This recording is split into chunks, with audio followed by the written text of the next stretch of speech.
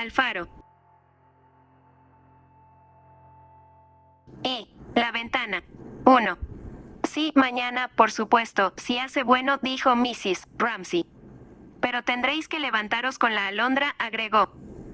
Estas palabras proporcionaron a su hijo una alegría extraordinaria, como si la excursión fuera ya cosa hecha, como si toda la ilusión con la que había aguardado este momento, que parecía haber tardado años y años, estuviese tras la oscuridad de la noche, tras un día de navegación, al alcance de la mano.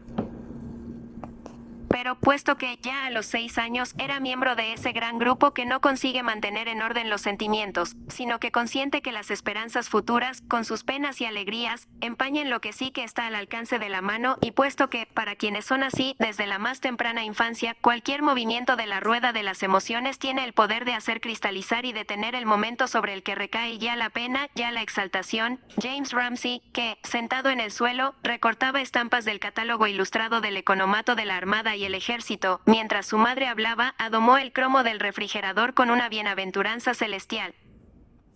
Rodeaba el dibujo un halo de complacencia. La carretilla, la cortadora de césped, el sonido de los álamos, las hojas que blanqueaban antes de la lluvia, el graznido de los grajos, los ruidos de las escobas, el rumor de los vestidos, todo esto tenía en su mente color y forma tan propios que les había dedicado un código personal, una lengua secreta.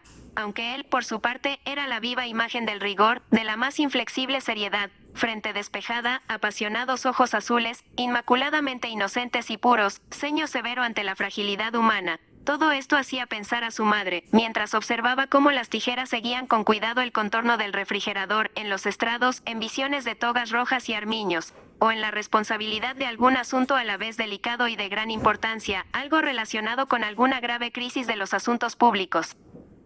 Pero no hará bueno, dijo su padre, parado ante la ventana del salón. Si hubiera tenido a mano un hacha, un espetón, o cualquier otra arma con la que hubiera podido atravesarle el pecho y haberlo matado en aquel mismo momento, James habría echado mano de ella. Tan desmesuradas eran las emociones que Mr. Ramsay despertaba entre sus hijos con su sola presencia. Ahí estaba, flaco como hoja de cuchillo, cortante, con su sonrisa sarcástica. Contento no solo por el placer de aguar la fiesta a su hijo, y de dejar en ridículo a su esposa, 10.000 veces mejor que él en todos los sentidos, creía James, sino por poder exhibir además cierta secreta vanidad por la precisión de sus juicios. Decía la verdad. Siempre decía la verdad.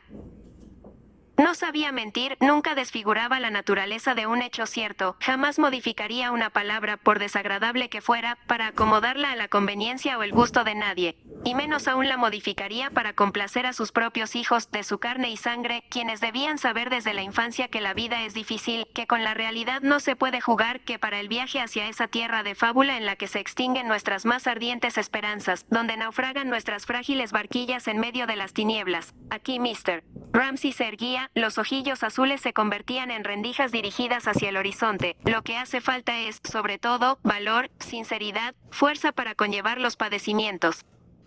Pero puede que haga bueno, y confío en que haga bueno, dijo Mrs. Ramsay, tirando con un leve movimiento impaciente del hilo de lana castaño rojiza del calcetín que estaba tejiendo.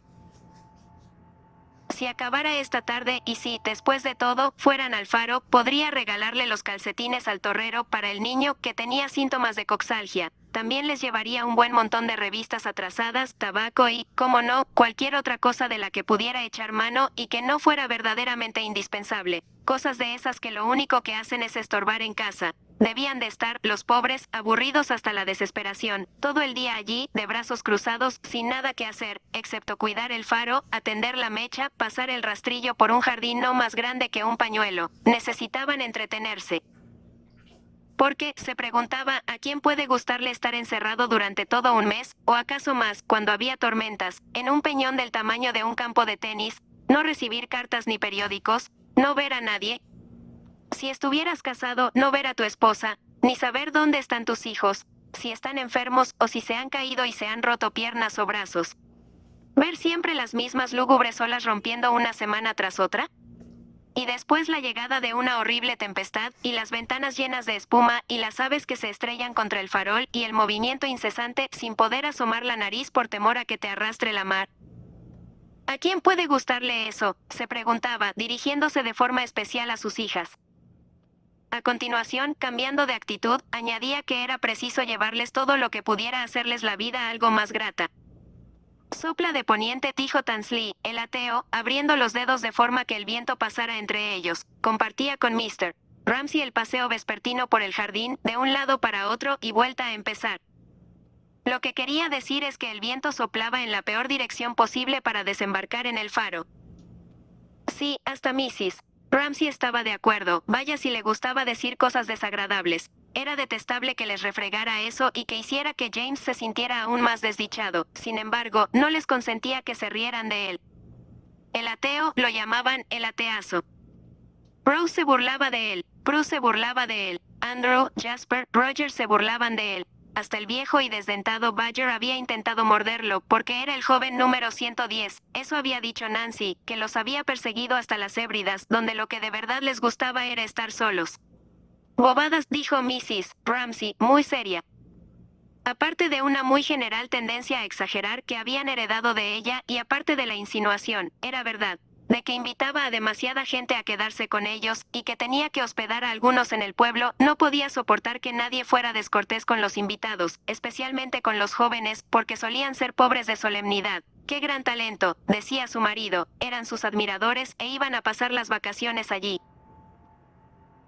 A decir verdad, ella extendía su protección a todos los miembros del sexo opuesto, por razones que no sabría explicar, por su caballerosidad y valor, porque negociaban tratados, gobernaban la India, controlaban el mundo financiero y, en fin, por una actitud hacia ella misma que no habría mujer que dejara de considerar halagüeña, una actitud que representaba algo en lo que confiar, algo infantil, reverencial.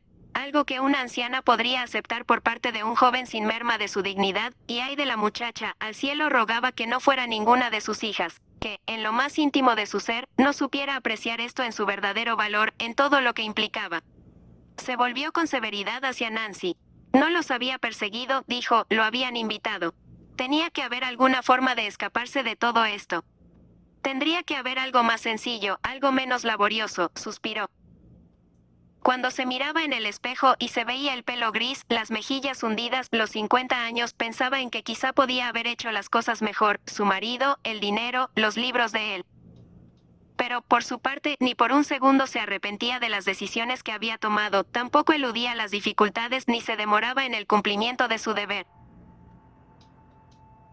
El aspecto que tenía era formidable, y solo en la intimidad de su conciencia, levantando la mirada de los platos, después de que ella hubiera hablado con tanta seriedad acerca de Charles Tansley, se atrevían sus hijas, Prue, Nancy, Rose, a entretenerse con ideas heréticas, de las que eran responsables exclusivas, acerca de una vida enteramente diferente de la de ella. Quizá en París, una vida más animada, no ocupándose siempre del hombre que fuera, porque en todas sus mentes habían brotado dudas inexpresadas acerca de la deferencia, la caballerosidad, el Banco de Inglaterra y el Imperio de la India, las sortijas y los encajes, aunque para todas ellas había en todo esto algún componente fundamental de la belleza, algo que despertaba la admiración por la virilidad en sus corazones infantiles, y que, sentadas a la mesa bajo la mirada de su madre, les hacía honrar aquella extraña severidad, aquella cortesía tan perfecta, como la de una reina que alzara del barro el sucio pie de un pobre para lavarlo, cuando las amonestaba con tanto rigor por lo del desdichado ateo que los había perseguido, hablando con propiedad. Mañana no se podrá desembarcar donde el faro, dijo Charles Tansley, dando palmadas, parado ante la ventana, junto a Mr. Ramsay. Vaya si había hablado más de la cuenta. Habría deseado que ambos los hubieran dejado en paz, a ella y a James, y que hubieran seguido hablando de sus cosas. Se le quedó mirando. Según los niños era un espécimen poco afortunado, un escaparate de irregularidades. No sabía jugar al cricket, era gruñón, arrastraba los pies.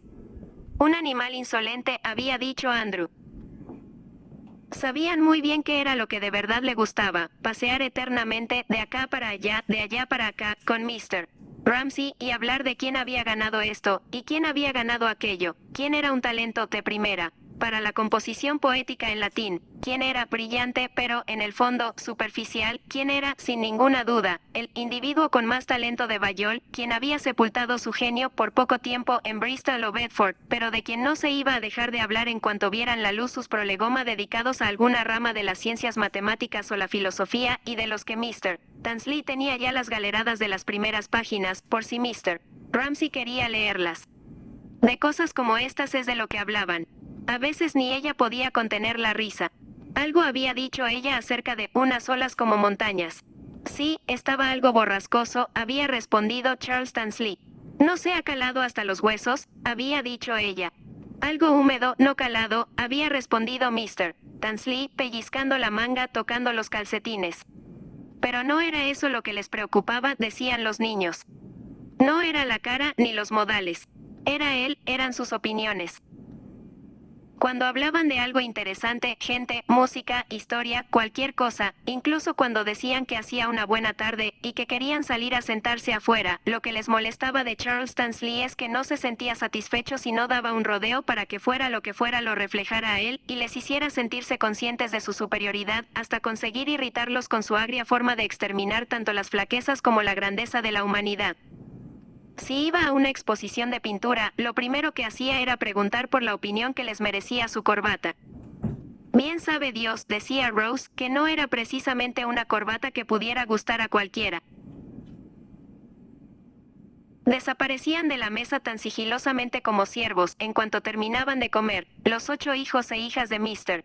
y Mrs. Ramsay se dirigían a sus dormitorios, sus fortalezas en una casa en la que no había ninguna otra intimidad para hablar de nada o de todo, de la corbata de Tansley, de la aprobación de la ley de reforma, de las aves marinas y de las mariposas, de la gente. Allí caía el sol sobre las habitaciones de los áticos, separadas por una delgada pared que permitía oír las pisadas con toda claridad, y permitía oír también los sollozos de la muchacha suiza cuyo padre agonizaba de cáncer en un valle de los Grisones. Caía el sol e iluminaba los palos de cricket, los pantalones de franela, los sombreros de paja, los tinteros, los frascos de pintura, los escarabajos, los cráneos de pajarillos, y extraía el sol de las largas tiras de algas adornadas como con puntillas, pegadas a las paredes, cierto olor a sal y algas, que también se hallaba en las toallas ásperas de la arena de la playa. Porfías, divisiones, diferencias de opiniones, prejuicios arraigados en lo más íntimo de cada uno. Qué pena que se manifestaran tan pronto, se lamentaba Mrs. Ramsay. Sus hijos eran tan críticos. Decían tantas tonterías. Salió del comedor, llevaba a James de la mano porque no quería ir con los demás. Eso de inventarse diferencias le parecía una tontería muy, muy grande. Ya era bastante diferente la gente sin necesidad de hacer más grandes las diferencias de lo que eran. Las diferencias de verdad, pensaba, junto a la ventana del salón, ya son pero que muy profundas, demasiado. En aquel momento pensaba en las diferencias entre ricos y pobres, superiores e inferiores. Los de alta cuna recibían de ella, medio a contrapelo, su respeto, porque también corría por sus venas sangre de aquella noble, aunque algo legendaria, casa italiana, cuyas hijas, repartidas por los salones ingleses a lo largo del siglo XIX, habían ceseado con tanto encanto, y se habían divertido tan alocadamente, y todo su ingenio, aspecto y temperamento procedían de ellas, y no de las indolentes inglesas, ni de las frías escocesas, pero el otro problema lo rumiaba con más detenimiento. Ricos y pobres, lo que veía con sus propios ojos todas las semanas, a diario, aquí o en Londres, cuando visitaba a esa viuda, o iba en persona a ver a aquella esposa luchadora, con la cesta bajo el brazo, con el cuaderno y ese lapicero con el que anotaba en columnas cuidadosamente trazadas los ingresos y los gastos, el empleo y el paro, con la esperanza de dejar de ser una ciudadana particular cuya caridad fuese un ejercicio sentimental para justificarse ante sí misma. Problemas irresolubles se le antojaban, allí, en pie, mientras llevaba a James de la mano. La había seguido hasta el salón, el joven ese del que se reían. Estaba junto a la mesa, enredando con algo torpe, se sentía extraño. Sabía todo eso sin necesidad de mirar. Se habían ido todos los niños, Minta Doyle y Paul Reilly, Augustus Carmichael, Mr. Ramsay, se habían ido todos.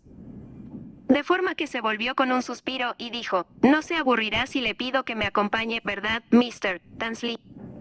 Tenía que hacer un recado en el pueblo, tenía que escribir 1 o 2 cartas, tardaría unos 10 minutos, tenía que ponerse el sombrero. 10 minutos más tarde, con la cesta y el sombrero, ahí estaba de nuevo, daba la impresión de estar preparada para una excursión que, no obstante, debía aplazar un momento, al pasar por el campo de tenis para preguntar a Mr. Carmichael, que tomaba el sol con los ojos entomados, amarillos ojos de gato, que al igual que los de los gatos parecían reflejar el movimiento de las ramas o el paso de las nubes, pero no mostraban señal alguna de ninguna clase de pensamiento o de emoción, ni si quería algo. Porque se trataba de una expedición de las de verdad, dijo ella, riéndose. Iban al pueblo. Sellos, papel de cartas, tabaco, dijo, detenida junto a él. Pero no necesitaba nada.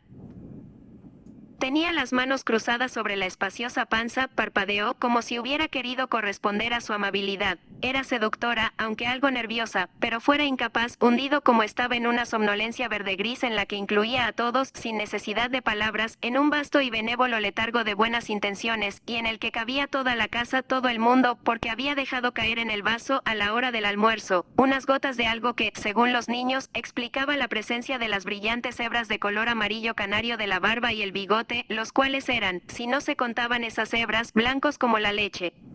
No necesitaba nada, susurró. Habría sido un gran filósofo, decía Mrs. Ramsay, ya en la carretera, camino del pueblo pesquero, pero se había casado mal. Llevaba la negra sombrilla muy derecha y se movía con el indescriptible aire de esperar algo, como si fuera a encontrarse con alguien a la vuelta de la esquina. Le contó la historia. Hubo algo con una muchacha en Oxford, se casó demasiado pronto, eran pobres, tuvo que irse a la India, tradujo algo de poesía, algo muy hermoso, según creo, quería enseñar a los niños persa o hindi, pero ¿para qué? Después, ya lo había visto, tumbado ahí sobre la hierba. Se sentía halagado, acostumbrado a las humillaciones, le agradaba que Mrs. Ramsay le contara cosas como esta. Charles Tansley revivió. Como había dado la impresión, además, de que consideraba favorablemente la grandeza de la inteligencia del personaje, incluso en su decadencia, y de que no le parecía mal la sumisión de toda esposa, no es que ella echara la culpa a la muchacha, había sido un matrimonio feliz, según ella, al trabajo de su marido, todo ello le había hecho sentirse más reconciliado consigo mismo que nunca anteriormente, y le habría gustado, si hubieran alquilado un carruaje, por ejemplo, haber pagado la carrera. ¿Pero estaba esa bolsa tan pequeña, le permitiría llevarla? No, de ninguna manera, había respondido, siempre la llevaba ella. También ella estaba contenta. Sí, lo notaba. Sentía él muchas sensaciones, pero había algo que de forma particular lo agitaba y perturbaba, sin saber por qué. Le gustaría que ella lo viera con birrete y museta, en una procesión académica. Un puesto de profesor, una cátedra, se sentía con fuerzas para cualquier cosa, se veía ya, pero ¿qué miraba? Un hombre que pegaba un cartel. La inmensa hoja que batía el viento se alisaba poco a poco y cada golpe de la escobilla revelaba nuevas piernas, aros, caballos, deslumbrantes colores rojos y azules, todo perfecto, hasta que media pared estuvo cubierta con el anuncio del circo, un centenar de jinetes, 20 focas malabaristas, leones, tigres. Acercó la cabeza, era algo corta de vista, leyó que iban a actuar en el pueblo. Es muy peligroso, exclamó, que un manco suba a una escalera de estas. 2 años antes le había amputado el brazo izquierdo una segadora mecánica.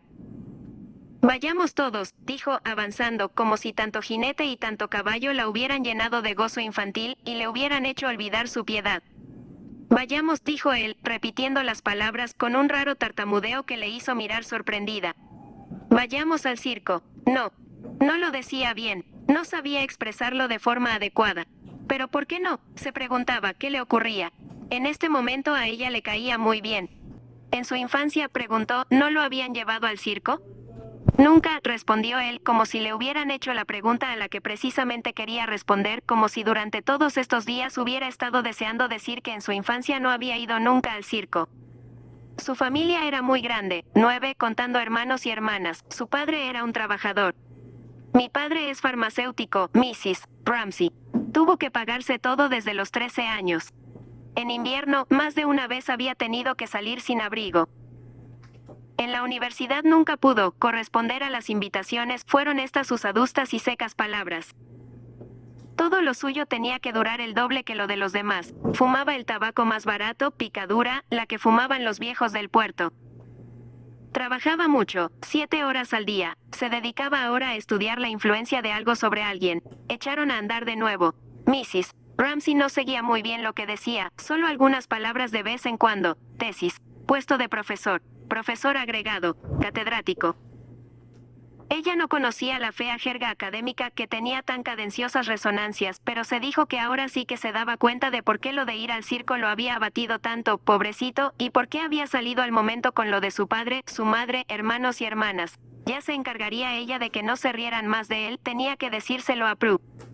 Lo que de verdad le habría gustado a él, se imaginó, quizás sería poder decir que había ido a ver a Ibsen con los Ramsay. Era un pedantón, un pelmazo insoportable. Estaban ya en la calle mayor del pueblo, los carros traqueteaban sobre el adoquinado, pero él seguía hablando sobre becas, la enseñanza, los obreros, lo de ayudar a los de nuestra propia clase, y sobre las clases en la universidad, hasta que ella calculó que ya había recobrado toda la confianza en sí mismo, y se le había olvidado lo del circo, y volvía a gustarle, estaba a punto de decirle.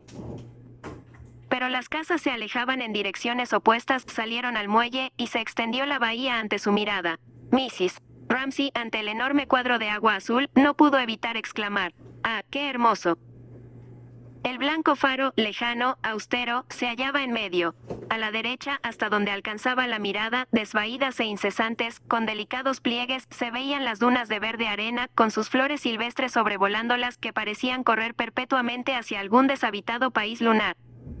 Esta era la vista que su marido amaba, dijo, deteniéndose, mientras sus ojos se volvían aún más grises. Hizo una breve pausa, pero ahora esto estaba lleno de artistas. A decir verdad, a pocos pasos había uno de ellos, con sombrero de paja, zapatos amarillos, grave, tranquilo, absorto. 10 niños lo contemplaban. La cara redonda y roja expresaba un íntimo contento, miraba fijamente y, después de mirar, mojaba el pincel, introducía la punta en una blanda protuberancia verde o rosa. Desde que Mr. Paunceforte estuvo allí, hacía 3 años, todos los dibujos eran así, dijo ella, verde y gris, con barcas de pesca de color limón, y con mujeres vestidas de rosa en la playa. Pero los amigos de su abuela, dijo ella, mirando con discreción al pasar, tenían más dificultades. Para empezar, tenían que mezclar ellos mismos los colores y los molían, después los colocaban bajo paños húmedos para mantenerlos frescos. Supuso que quería que él se diera cuenta de que el dibujo de ese señor era convencional, se decía así. Que los colores no eran consistentes, ¿es así como había que decirlo? Bajo la influencia de aquella extraordinaria emoción que había ido ganando fuerza durante el paseo, que había nacido cuando, todavía en el jardín, él le había pedido que le dejara llevar la bolsa que había madurado en el pueblo cuando quiso contarle toda su vida. Bajo esa influencia estaba empezando a verse a sí mismo y a toda su sabiduría como si en el conjunto hubiera alguna leve imperfección. Era algo muy, muy extraño. Se quedó ahí en el salón de la casucha a la que lo había llevado, esperándola, mientras ella subía un momento a visitar a una señora. Oyó los rápidos pasos que daba por arriba, oyó la voz alegre. Luego, más apagada, se quedó mirando las esteras, la bandeja del servicio del té, las pantallas de cristal. Esperaba con impaciencia. Estaba ansioso por volver a casa caminando con ella, estaba decidido a llevarle la bolsa. Después le oyó salir, cerrar una puerta, decir que debían cerrar las puertas y dejar las ventanas abiertas, preguntarle si necesitaban algo, debía de estar hablando con una niña. Cuando, de repente, entró, se quedó inmóvil un instante, como si arriba hubiera estado fingiendo y ahora se permitiera ser ella misma. Estaba frente a un retrato de la reina Victoria que llevaba la banda azul de la Orden de la Jarretera. De repente se dio cuenta. Era la persona más hermosa que había visto jamás. Estrellas en los ojos, velos sobre el cabello, ciclamen y violetas silvestres. ¿En qué tonterías estaba pensando? Por lo menos tenía 50 años, tenía 8 hijos. Caminaba por campos llenos de flores y recogía contra el pecho los capullos derribados, los corderos que no podían andar. Estrellas en los ojos, el cabello al viento. Le cogió la bolsa. Adiós, Elsie, dijo. Salieron a la calle. Llevaba la sombrilla derecha, se movía como si esperara encontrarse con alguien a la vuelta de la esquina. Por primera vez en toda su vida, Charles Tansley se sintió extraordinariamente orgulloso. Un hombre que cavaba en una zanja dejó de trabajar, se quedó mirándola, dejó caer los brazos, siguió mirando. Charles Tansley se sentía extraordinariamente orgulloso. Notaba el viento, se daba cuenta de los ciclámenes y las violetas porque caminaba junto a una mujer hermosa por primera vez en su vida. Le llevaba la bolsa. 2. No habrá viaje al faro, James dijo, en pie, junto a la ventana, pero intentando como deferencia hacia Mrs. Ramsay endulzar la voz como si pretendiera hacer ver, al menos, que lo decía en broma. Hombrecillo detestable, pensó Mrs. Ramsay, ¿es que no puede dejar de recordárselo? 3. Cuando amanezca seguro que lucirá el sol y cantarán los pájaros, dijo, compasiva, alisando el cabello del niño, porque era consciente de que su marido, con el enojoso recordatorio de que no haría bueno, había matado la alegría del muchacho. Lo de ir al faro era algo en lo que el niño había puesto mucha ilusión, y por si fuera poca la burla de su marido, lo de que no haría bueno, ahora venía este hombrecillo detestable a refregárselo de nuevo. Quizás sí que haga bueno, dijo, alisándole el cabello. Lo único que podía hacer era admirar el refrigerador y pasar las hojas del catálogo del economato para buscar algún rastrillo o alguna máquina de cortar el césped con muchos dientes y mangos, algo que exigiese una gran atención para recortarlo. Todos estos jóvenes eran parodias de su mando, pensó. Si él decía que iba a llover, ellos afirmaban a continuación que habría un huracán.